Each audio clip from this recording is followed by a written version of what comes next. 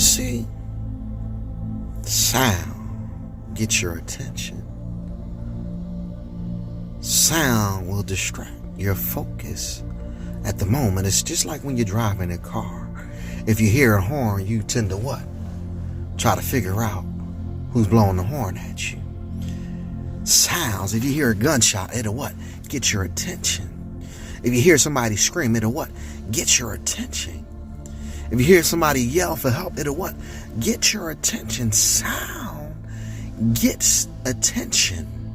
That's why I say create a sound that will confuse the enemy, that will distract the enemy, that will destroy your enemy.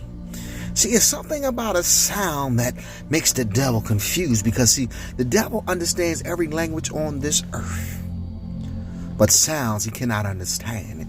It was plenty of times when Israel, when they had to go into battle, all they had to do was create a sound.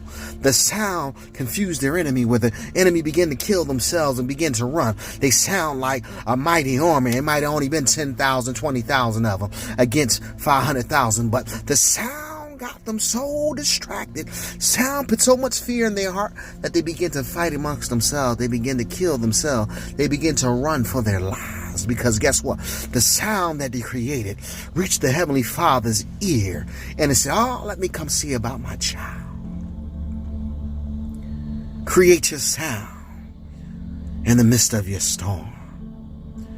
Create your sound in the midst of turmoil.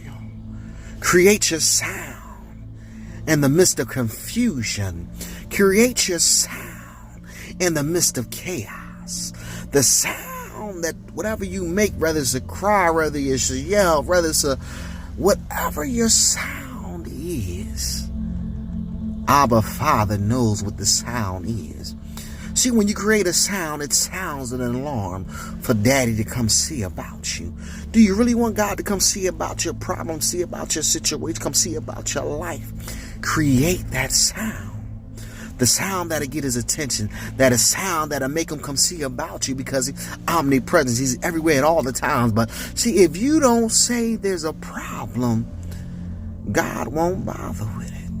Yeah, God knows that you have a problem, but you have to acknowledge the problem. See, when you try to ignore the problem with the drugs, the cigarettes, and the being mean and nasty and revenge and unforgiveness, guess what? It only hurts you.